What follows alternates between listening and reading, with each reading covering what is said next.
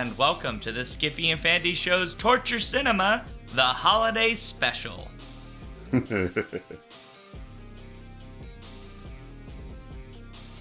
So, today's tagline is Snow Dad is better than no dad.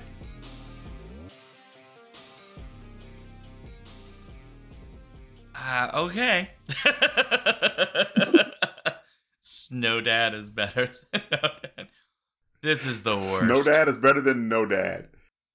Oh, Lordy. I'll put that on a Shaun. t-shirt.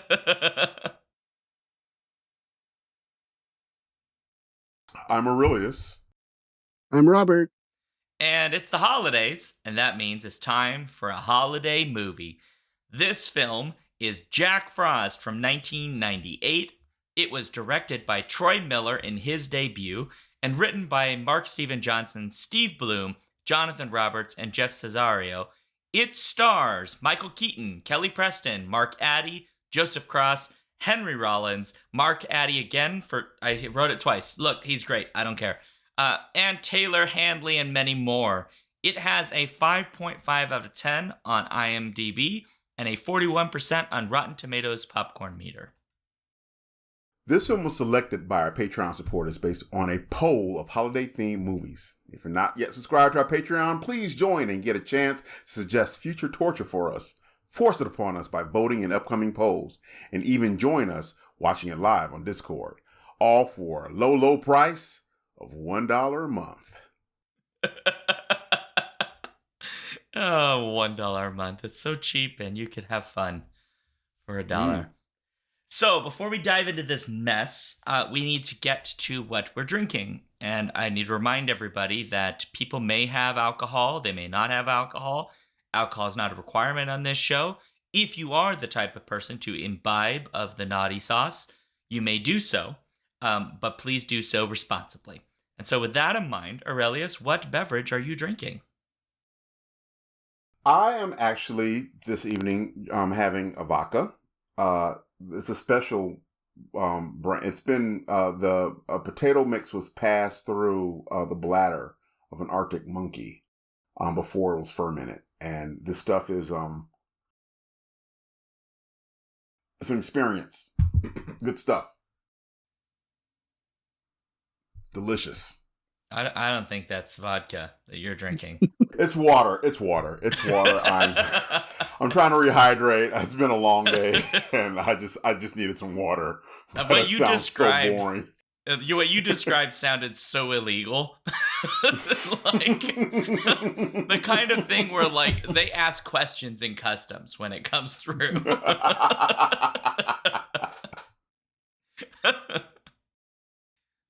Well, Robert, what about you? I'm just drinking a little cream soda right now. That's a good choice. Cream soda is good. Yeah. How about you, Shaun? I made a holiday-themed beverage. This has gin, various spices, a little cinnamon, allspice, some orange peel, and a whole bunch of black cherry plum juice. Just a lot going on there with some black cherry soda in there for a little pep. And it's pretty solid. It's doing the trick. I also have tea. Are you talking about my drink? My drink is real, and it didn't come out of an Arctic monkey's butthole.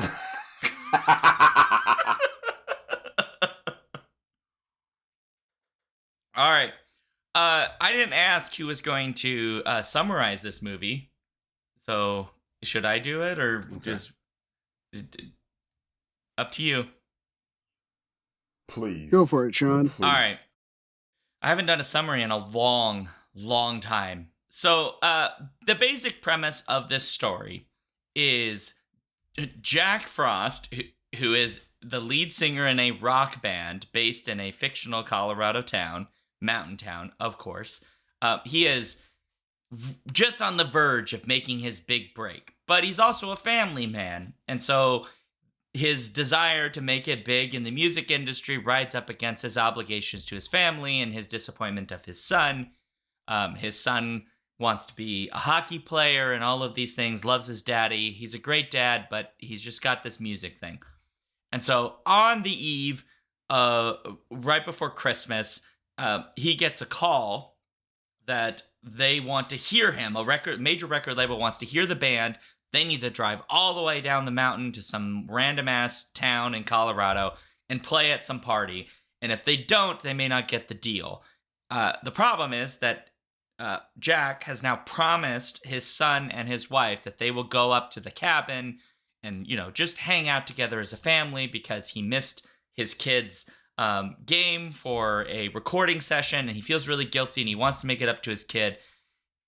But he goes and then changes his mind, tries to drive back, and unfortunately does so through a terrible storm and crashes off the edge of the mountain and dies.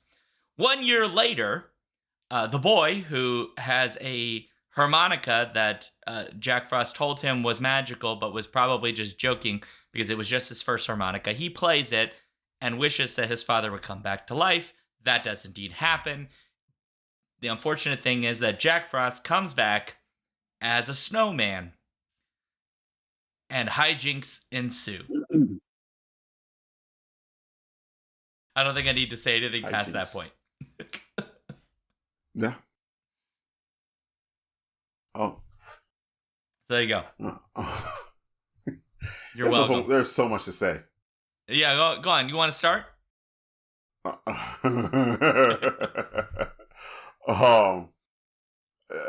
So what? We'll start with likes or dislikes. Where you want to go? Let's go with likes. Let's start the happy. Likes. I'm actually really happy with the practical effects on this one.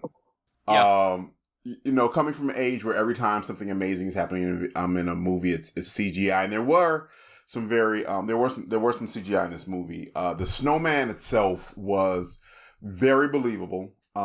It did have some CGI aid. But my other favorite part about this movie is the snowball fight at the beginning of the movie, where like the snowball fight is far too dramatic. Like these kids don't really feel like they're having fun. Nobody's having fun. So Jack's kid comes in, right? What's his name? Charlie. Charlie. Was that? Charlie. Yes, Charlie. Charlie comes in and they're like, oh, they're killing us. They're throwing so many snowballs. And apparently if they get hit with a snowball, they die. I don't know what it is, but they're super scared to get hit by a snowball. And he's like, well, remember what we learned in history class? It's like, no, I don't remember anything from history class. He's like, you got to take out the general. And I'm thinking about this history class where this teacher is teaching them warfare tactics instead of just like, history. Yeah. Just like I just saw this history teacher's like, cut off the head and the snake will die. It was like, but I think that was probably one of my favorite parts of the movie, like this beginning snowball fight. That was just far too dramatic. They have the one kid in the middle of the field that keeps getting hit by the sniper like Full Metal Jacket. Yeah. It's like, come save me! They're using him as bait. It was a lot. The whole scene's kind of, you're right. It is overly dramatic for kids, but it is also a lot of fun. He just comes into this like mini valley where they've all built like trenches in the snow, and the guys on the hill have done exactly what you would do. They basically built like a giant, I don't know, rubber band catapult to send large snowballs at kids. And they have to like rescue a kid who's built himself a little hole in the snow and is hiding and is trying not to get hit. It's utterly absurd. Not once in my entire life did any of us kids have this elaborate of a snowball fight.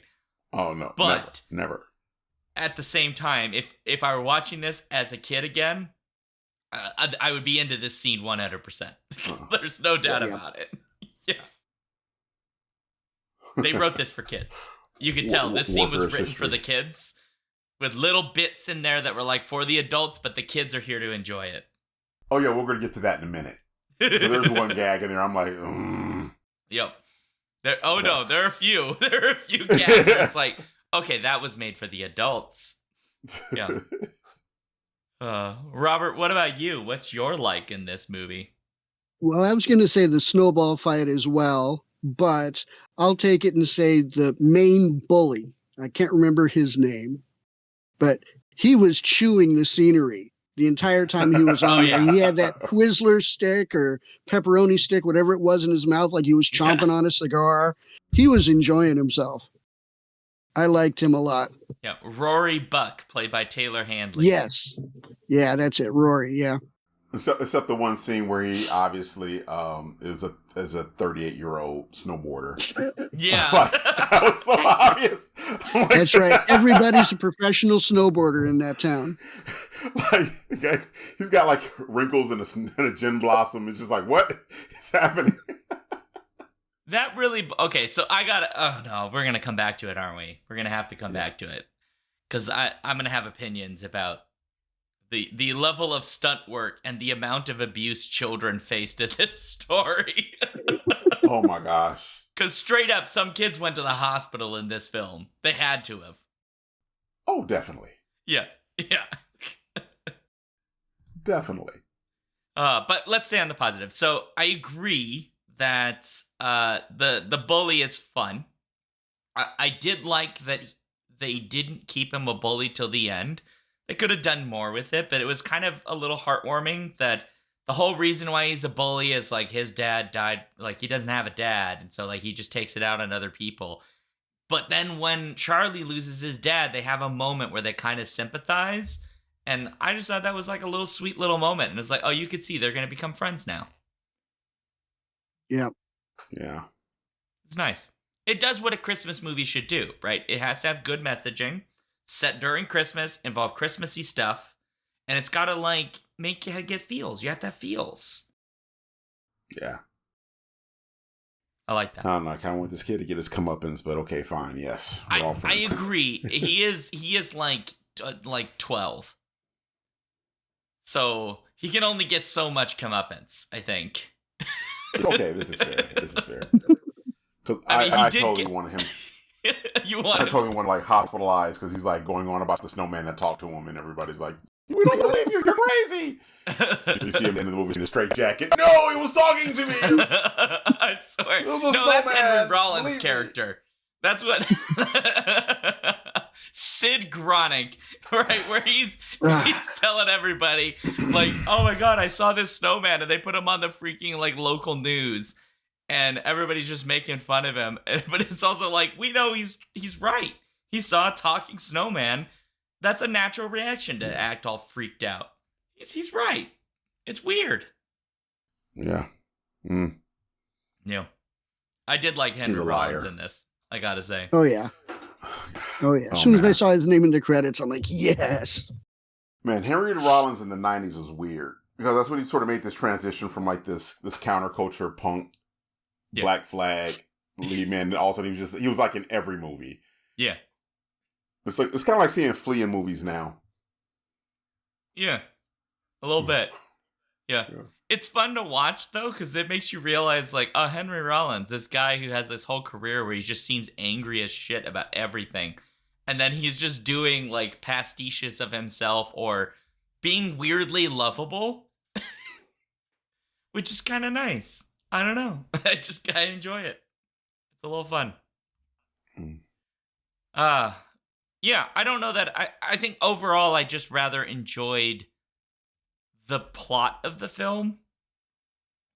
The storyline, right? It's paint by numbers, just to be clear. This is not an original plot. Like the only quote unquote original thing here is that guy turns into Jack into a snowman because of magical harmonica.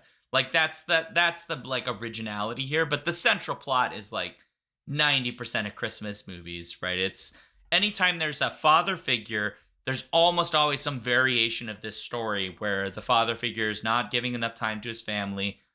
Yep. I realize saying that I need to go spend time with my family. So, right. And then he's going to get some lesson. And usually in Christmas movies, it's either just like a sequence of events that are really strange and happen, or it's like magic stuff. And in this case, we get the magic stuff version. But we've like done like Family Man, and it's like the same thing. They just, instead of he turns into a snowman, he goes to an alternate reality where he lives a different life. And then he realizes the Wall Street life he wanted is not the life that he really wanted after all. he wants this family life because it has way more meaning. And I think that's like one of the big things about Christmas movies is like family is really important. The Christmas season is like the vehicle to sort of reinforce the value of family in a very optimistic and utopian way. This is true. This is true. Yeah, one of the things I found really interesting about this character particularly is that normally like the dad starts off as like, dude, you could be doing a better job, right? This guy's for the most part a great dad. I mean, he missed one hockey game, right? He missed one hockey game and is like, oh, you could be doing better. But he literally tells his kid, hey, this is my dream and I want the same thing for you. This is what I want to do my entire life. This is my one shot. And the kid is like, screw your dreams, come to my hockey game. Which I did turn on this kid at that point. I'm like, no. That's fair. Well, this is the one thing I really dislike in the movie, actually, which is normally like this plot line, the father figure must like transgress, right? They must like cross a pretty significant line, and then they have to like be taught the lesson, and then they learn the lesson, right? In this case, the line he crosses is it's not he constantly misses all of the kids' stuff. It's like they know he's on the road, so he misses things from that, but it's not because he's like they're aware that this is what dad does. His career is he's a traveling member of a band. So he misses this one thing. And his mistake is that he made a promise that he didn't keep to his kid, which fair enough, he shouldn't have done, right? But I feel like the punishment he gets in this story is far in excess of what that requires to teach him the lesson, which is he dies. And as far as I know, at the end of this movie, he is still dead. Yep. So what was the lesson? What was the lesson he was supposed to learn? I don't get it. I hated that little element.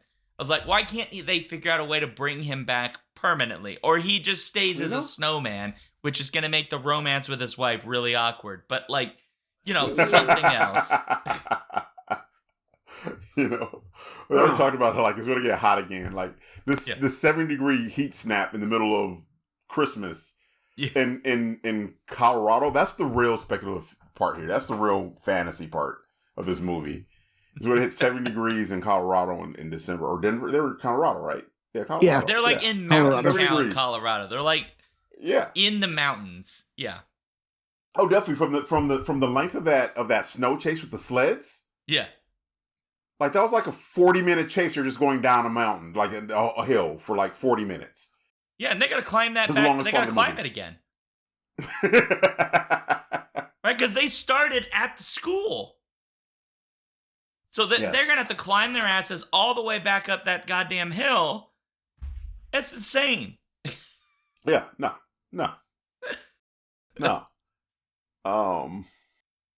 Robert, let me bump to you real quick. What is your dislike for this film? We're running through this quick, so we got to make some jokes.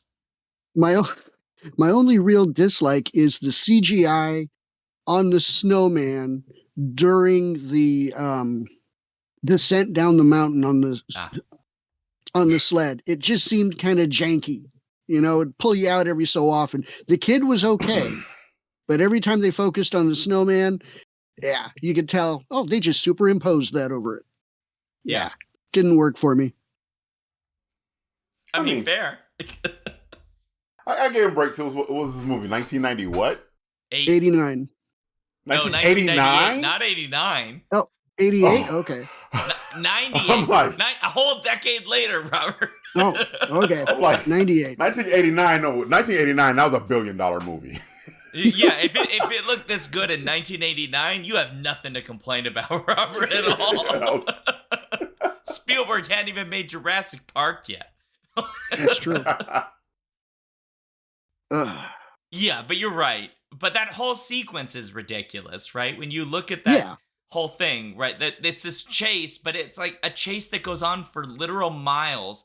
And out of nowhere, all of these kids on snowboards are like like frickin' Shaun White from the Olympics, like doing sick tricks and stuff.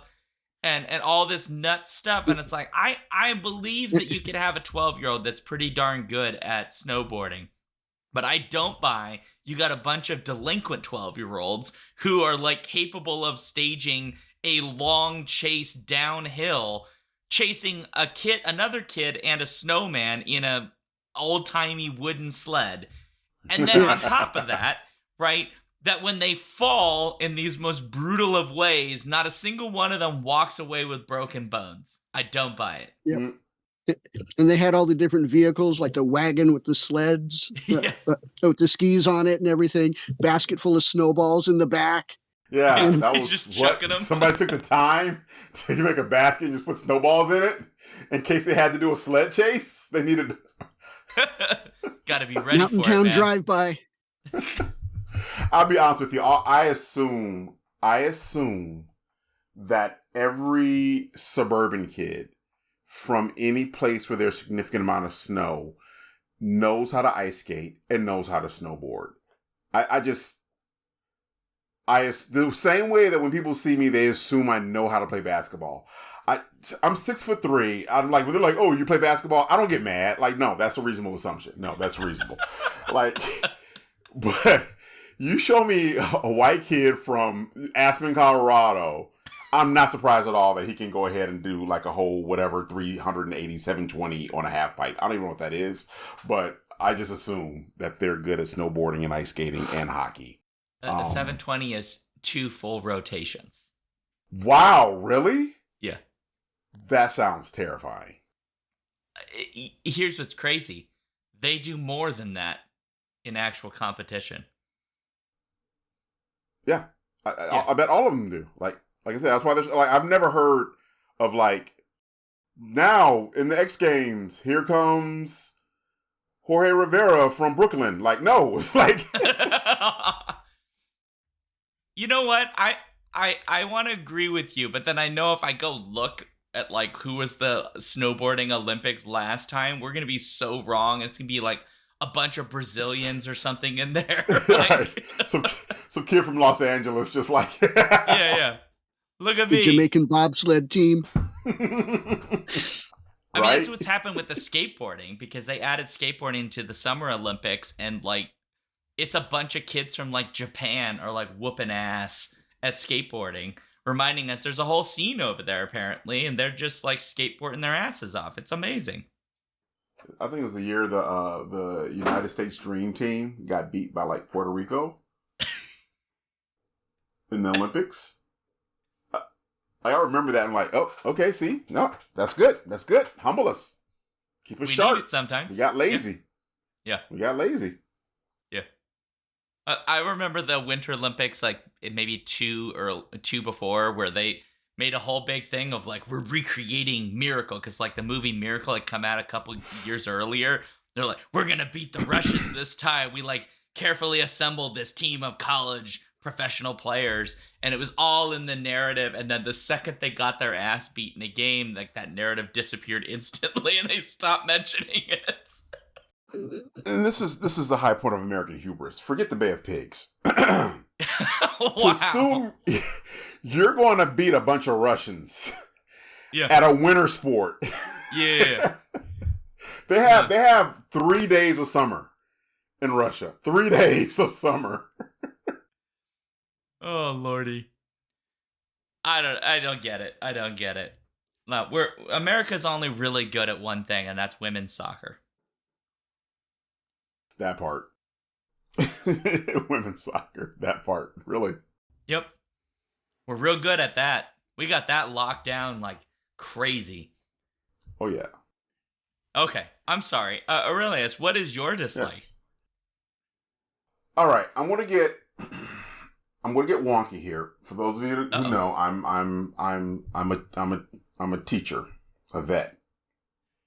6 days of summer, right? I'm a vet, and whenever I watch movies, I always pay attention to what is happening in the school or in the classroom. Okay. At the very beginning of the movie, it is obviously the last day of school.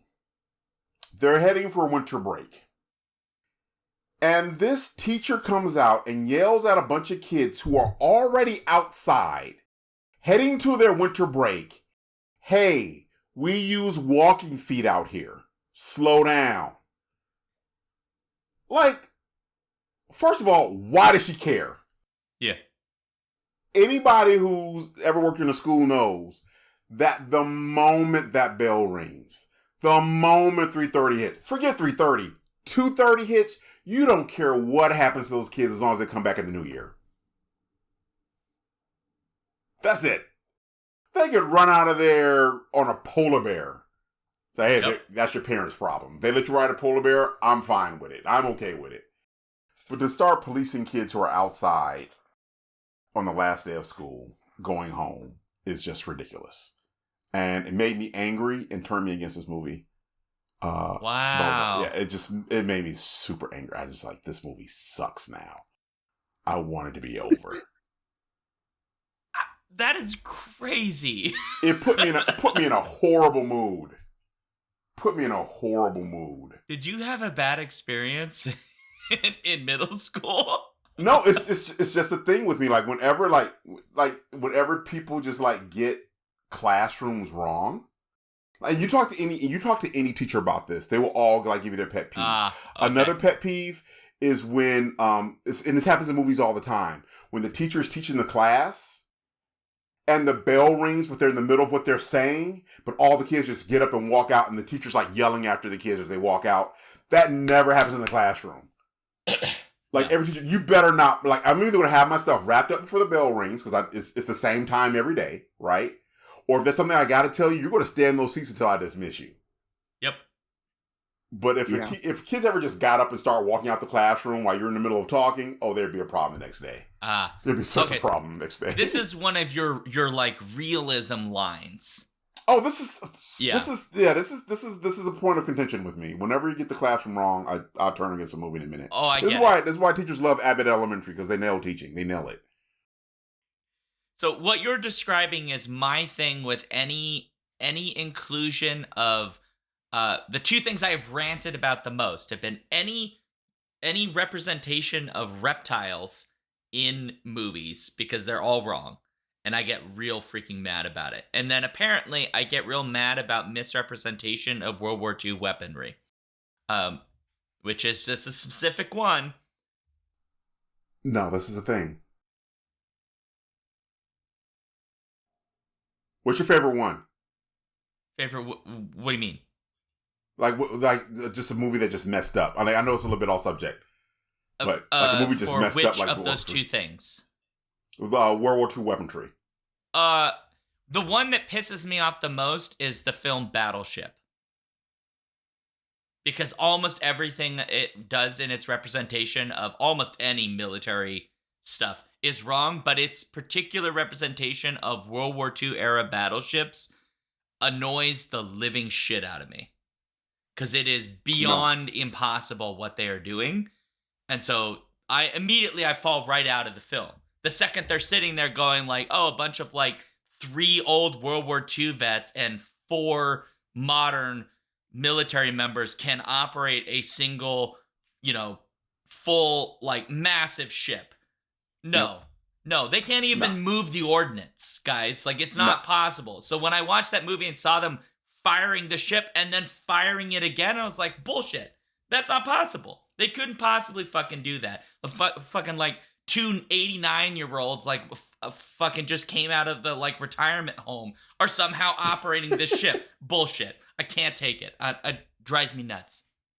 Yeah, no. I the reason I locked in on that because I literally had that moment today. Somebody had on the Harriet Tubman movie that came out a few years ago, and she has a rifle in her hand. Remember, this is the 1860s, right? She has a rifle in her hand, and she does like the single hand like pump thing, like from Terminator. Like you just take you like da. And I'm thinking there were no pump action anything in the 1860s. No. What is she doing? No. That's one of those like you took it down and you're like, yeah, exactly. There's none of this. There's none of this. There's no shotguns. No. No, they're no shotgun. Right? No. That's going to be great for the podcast listeners when they hear this moment, and they're just going to have to imagine me, like, because I know what I'm doing, Loading a flintlock? Right? Yeah, like actually loading a flintlock with a little pole and like... What's he doing? Yes, yeah. This is why, like, it's amazing to me that Anaconda has been on a poll before for Torture Cinema. Nobody's picked it. Because I 100% guarantee you I'm going to rant repeatedly about that movie. Oh, wow. Yeah, so, Anaconda had a lot of issues. Oh, yeah. Everything about Anaconda is wrong. Next time it's on the poll, you people vote for it. Yeah. Pay attention. If you want to see me mad about misrepresentation of snakes, this is the one to go. Okay, so let's talk a little bit more about this movie then, since we have now gone far afield. We have heard now. I feel like we've got time for some more likes and dislikes because we went through those pretty quick. And I think that's because I'm going to go out on a limb. I think all three of us agree this movie is not as bad as its ratings would suggest. No, it was a holiday movie. It was a holiday movie. It was good. Yeah. It worked. I enjoyed it. It did what a holiday movie's supposed to, like you said earlier. It did what a holiday movie's supposed to be. It wasn't deep. It wasn't introspective. It wasn't well thought out. I do kind of feel like this movie was supposed to be like a live action Frosty the Snowman movie. But then it just like kept going through notes. Yeah. So like the harmonica. Yeah. Like they never set up the magic of the harmonica. Not at all. And I think the harmonica was supposed to be the hat. But then there were some executives like, okay, but what if we had like it seems really boring. What if we had like rock music in it? What if Frosty is like plays rock music? Which gets me to my other dislike for this movie. Oh, uh-oh. Okay. Every single earring. Oh! Every last one of them. Every earring. All of them. Oh my God. It's the I'm a middle-aged man trying to still look cool earring. Like, you didn't even have this earring when you were 20. No. Yeah. It's like, I'm still trying to look cool, trying to get relevant. I'm going to frost my tips, and I'm going to get this little bitty earring in there, my little Caesar cut, and add another, take another 20 years off my age. I like Michael Keaton. First, let me say that. I like him as an actor. Always found him entertaining. Always found him like sort of a funny guy. I think he was my generation's Ryan Reynolds. But having said that, he was playing one of the most annoying type of people. And the thing that I found most unbelievable about this movie was not that a man died and came back a year later as a sentient snowman. It's that this little weekend hodgepodge 90s rock band with the random violin player would get called by a record label because they want to give them a deal. No way in the world. Not even the 90s. No. This is definitely a guy. He plays gigs on the weekend with his friends. They might get a little bit of beer money for it, but they're not. No, you're not going to see them in Sam Goody. No.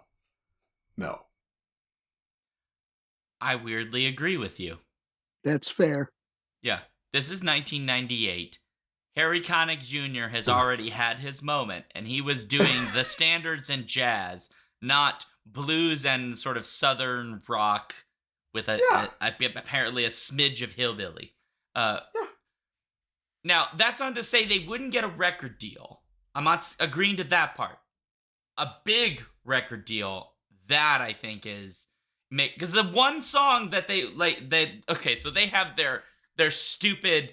hey, have you heard this? You know that new sound you're looking for? Literally had that moment, right? Oh, that one with the cell phone. Yep, yeah. With the flip phone. He flips his phone out. This is Diesel. This is Dweezil Zappa, by the way. Yes. Frank Zappa's kid, Dweezil Zappa. Is that who that was? Yeah, yep, it's Dweezil Zappa. Dweezil. Yeah. And so he goes, hey, like, these guys are the real deal. Only he doesn't talk like that, but that's how I imagined it in my head, right? Now, the song they're playing is just a blues version of Frosty the Snowman, basically. Like, it's just like gussied up lyrics, and it's like a perfectly fine version. Like, yeah, if I were there, I'd probably be having a good time, enjoying the music. Fun. But let's be real frank. The only time of year this song hits the charts is Christmas time, right? This is not the thing you bank the entire album on, and yet it's the thing that they start with, right? And so this is why I think, like, they might get a label to take them on, but they're not the kind of band that is, like, filling in stadiums. Maybe all they get is, like, they can tour as opening acts or maybe smaller venues, and they'll make okay money, but they're not the kind of, like, you know, hitting the top charts and, like, they're gonna be Harry Connick Jr. He's gonna have his own talk show by the end of the decade. That's not happening here. Oh, no, definitely not. Definitely not. And I could not help but spend the entire time looking at that and just thinking about what that sounded like on the other end of that phone. All you hear is, like, this is the sound you're looking for, and it's like, the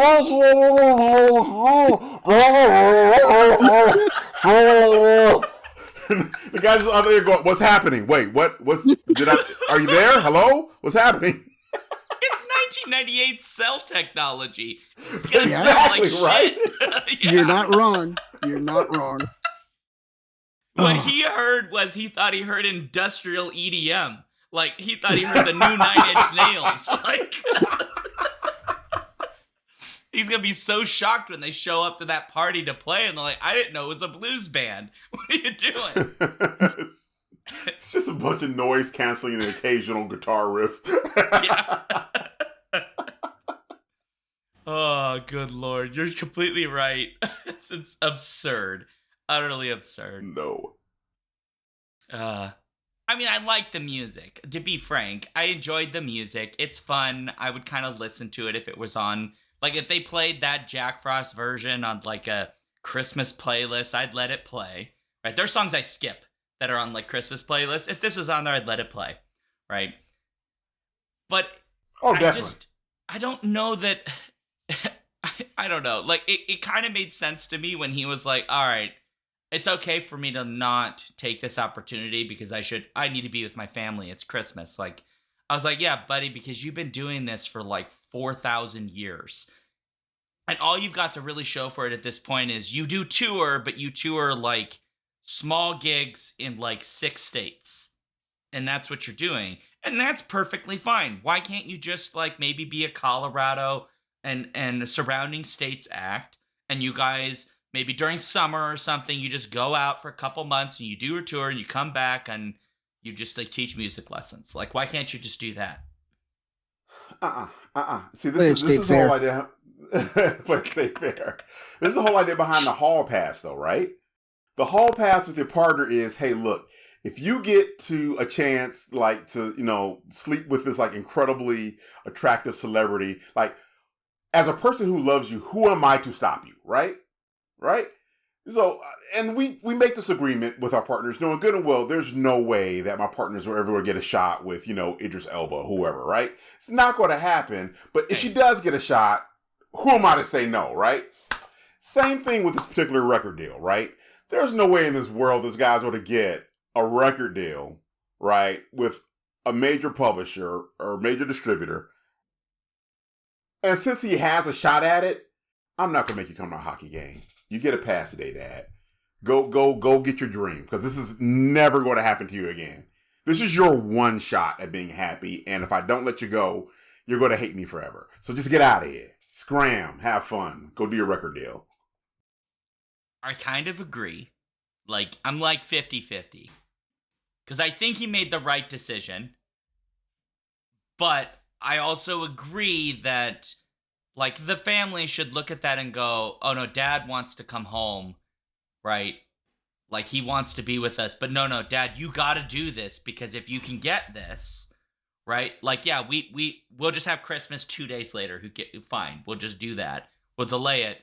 But if you get this, like, this will change our whole lives. And, like, well, there's that. And like, maybe Dad, I go on tour with you, right? Like, a big thing in this movie that I just think needs to be really, really hammered down is that he is not a bad dad.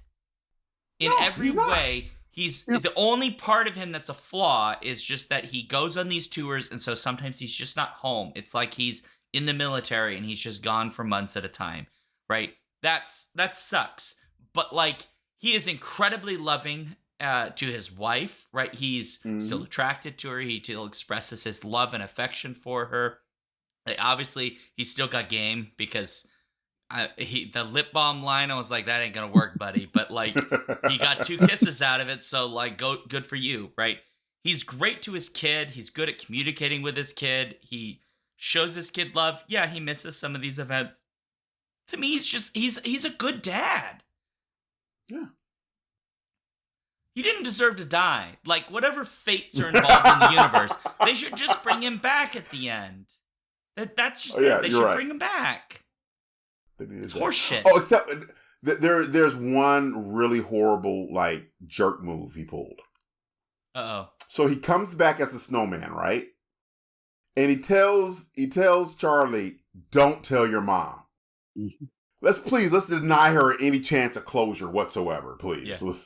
Let's just keep this secret because she can't handle that I'm a snowman. Apparently, I don't know what his thinking was, but I know. Yeah, no closure for you, lady.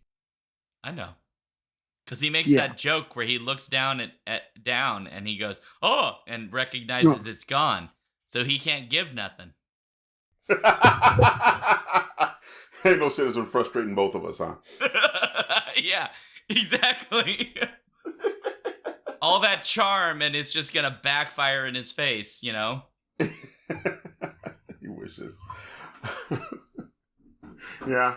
You got that component. Oh, good lord. I mean, they have carrots. I was trying not to make a carrot joke. I thought it too. No, I thought it too. We all thought it because it's a bunch of dude creatures on here. We all thought carrots. But they don't have it. Yeah. Yeah, I mean, they don't have to have any. What would it be? No, I don't want to ask that question. Never mind. Well, here's the thing about it. But here's the thing about it. Snowman boobs. They went he there. Does get snowman boobies. They did. Yeah. Mm-hmm. And Robert, to your point, there were CGI snowman boobs. Yes. They were. Which are the worst kind. Yeah. Yeah, it was weird. It was cringe. Yes. They're kids watching. That joke did not need to happen. No, not at all. No. Not at all.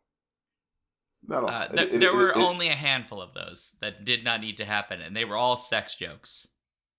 Oh, yeah. Yes, they were a handful. Yeah. I wonder how much of this movie was ad-libbed by Robert, Keaton. you sick bastard. Oh, wow.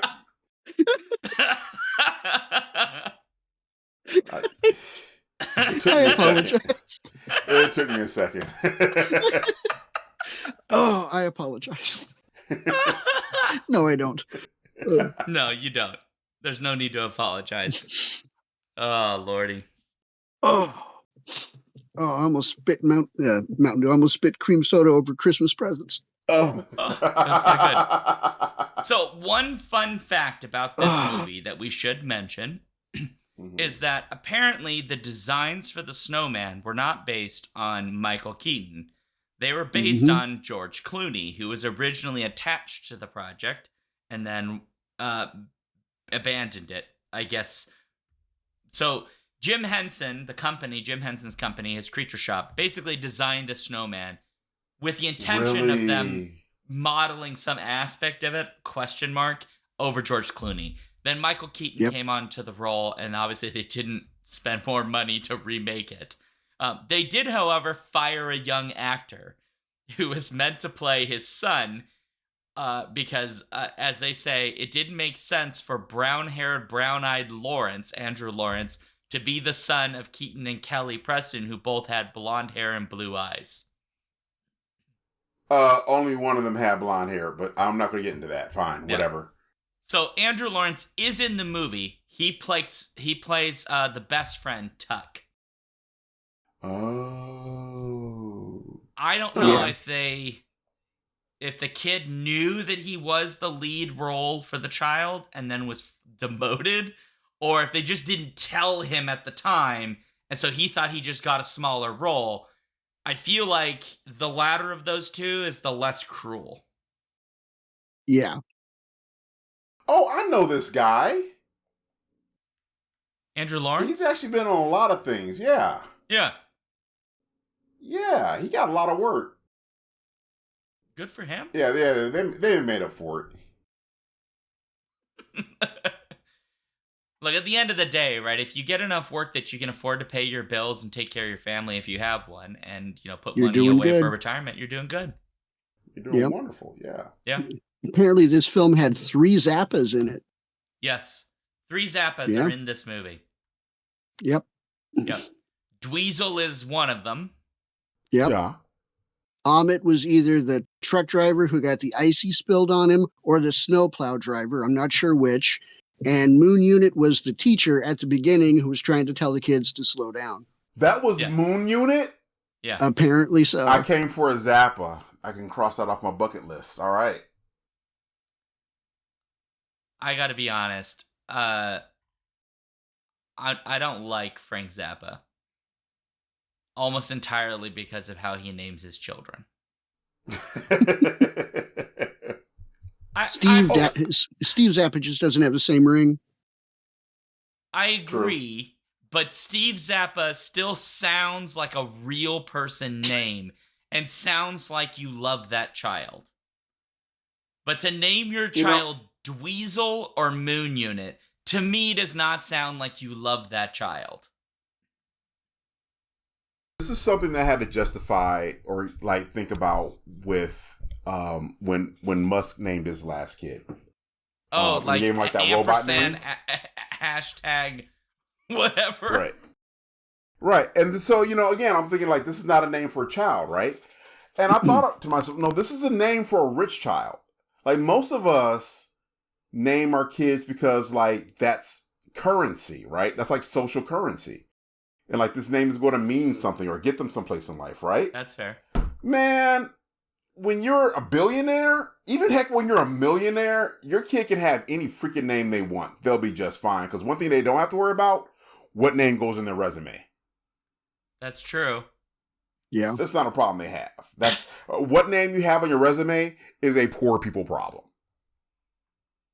I hate it. I hate it so much. I hate it. That doesn't make me like Frank Zappa anymore. It makes me dislike him even more. Exactly. That's why he named his kids the way he named them. Frank Zappa knew, look, these kids will never have to apply for a job. It's fine. I can name whatever I want. Oh, my God. It's a flex. It's a rich people flex. Is he that rich, though? I'm sure. Frank Zappa is one of the most influential musicians in music. Yeah. I'm pretty sure he's probably doing pretty well. He's not hurting. He's probably not hurting. You're probably right. Oh my God. How long is his discography? It's 40 albums long. Oh my God. He's at 100 albums. Jesus. See, this is where you start seeing Frank Zappa net worth. Did you Google it? That's where these Googles come from. Oh no, come on. Let's find out. What's his net worth? It's not giving Celebrity you a number. net worth says $1 million, which ain't very much. That's not a lot. No. More than I got. Well, hold on, let's look at Dweezil. What's Dweezil worth? He's worth $4 million. Really? Yeah, go Dweezil. Woo! The Zappas? Yeah, apparently. And Moon Unit is worth $3 million.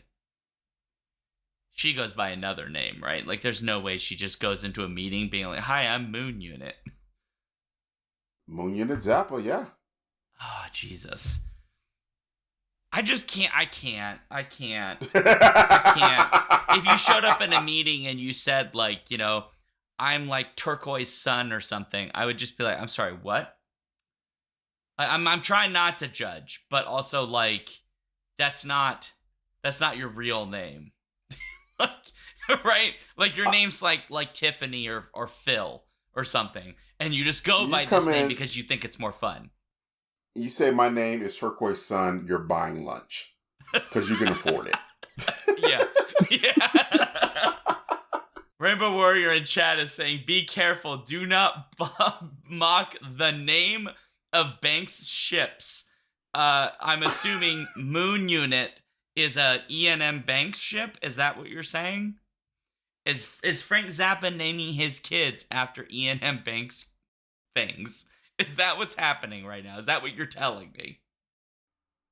Wait, what? No way. No way Frank Zappa is naming his kids. I'm looking. There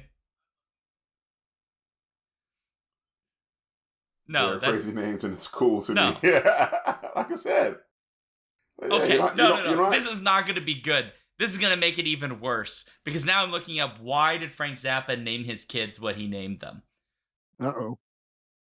Dude, don't let me become a millionaire Yep. and have some more kids. Those names are going to be crazy. They're going to be crazy. I'm naming. Okay. I can't. I can't believe that's Yeah, you true. I'm not trusting the LLM. I'm going to an actual page, Rainbow Warrior. I that can't I'm be where naming my his name kids. comes from. It can't be.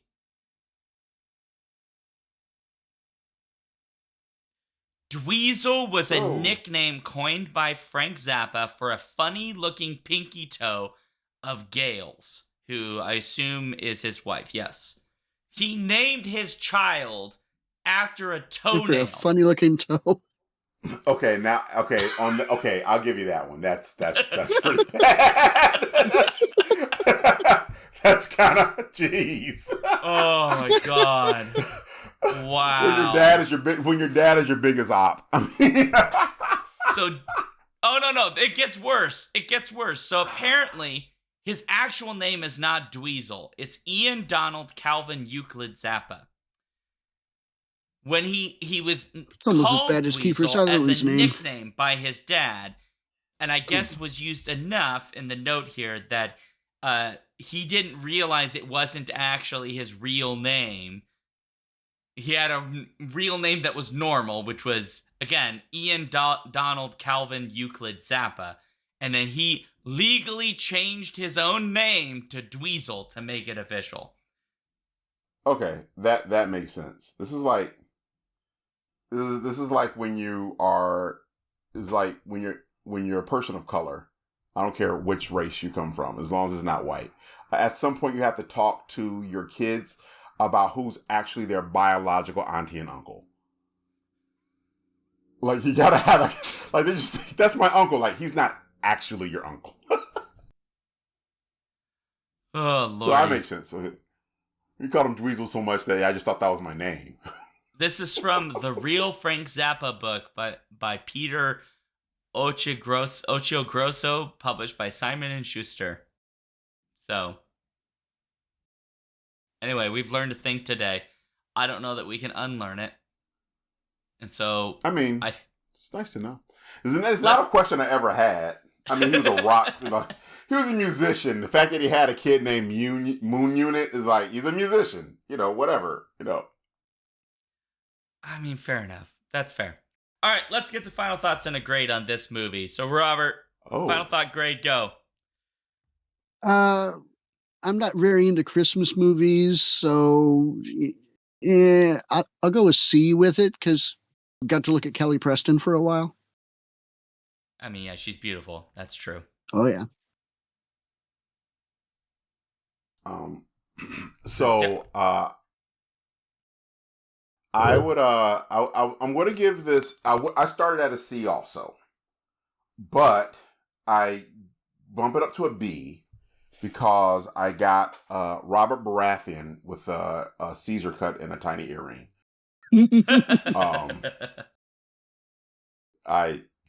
that's got to be worth something.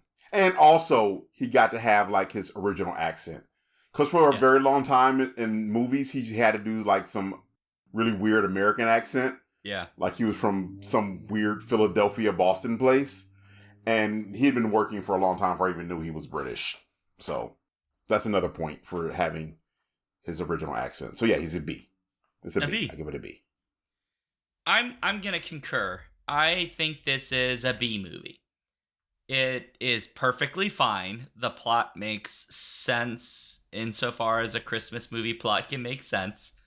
It is heartwarming in parts. It has elements I don't like for sure, but there's also a lot of elements that are just good old fun in this, and I'm just happy about it. So there you go. Okay, so that leaves us with basically a B, B minus ish, something of that territory. So there you go. Well, great, folks. That is the episode. If you'd like to let us know what you thought about this show, you can send us an email, skiffyandfanty@gmail.com. Or if you're in our Patreon Discord, you can just go into the show discussion channel and talk about this episode. Or if you just want to talk about the movie, you can go to the movies channel and talk about it there. We are on Blue Sky, Threads, Mastodon, YouTube, and more. All those are at skiffyandfanty.com/skiffythings. And then we are on... Sorry, someone posted something someone posted in chat. Remember where he says, "I pitied you until you attacked Frank's children." To be fair, he attacked Frank. Right, because it's not the children's fault.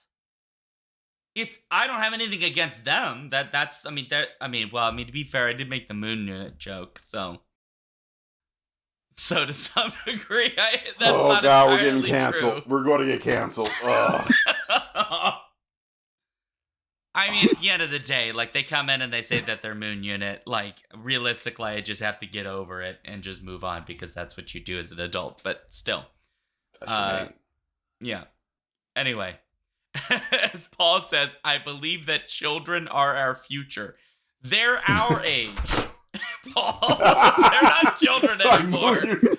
Moon unit is 58. Yeah, like, they're pushing your age, Paul. Like, anyway, they're all grandparents. We will be back at this episode. At the time of recording, it's the last one of the season. We'll be back at the beginning. The first episode will drop the beginning of February. But please note that we will be live again at the end of January, on the 30th of January, 7 p.m. Central. Should be the time we're keeping at twitch.tv/alphabetstreams for our live shows if you'd like to watch them. Do let us know what you thought. Spread the word about the show. Leave reviews on the apps, etc. And then if you've got money that you do not need, please go to patreon.com/skiffyandfanty if you are so inclined. Oh, I'm not going to make you read all those, just to be clear. I'm down. Let's go for it. Are you ready? You stop there. Okay. All right.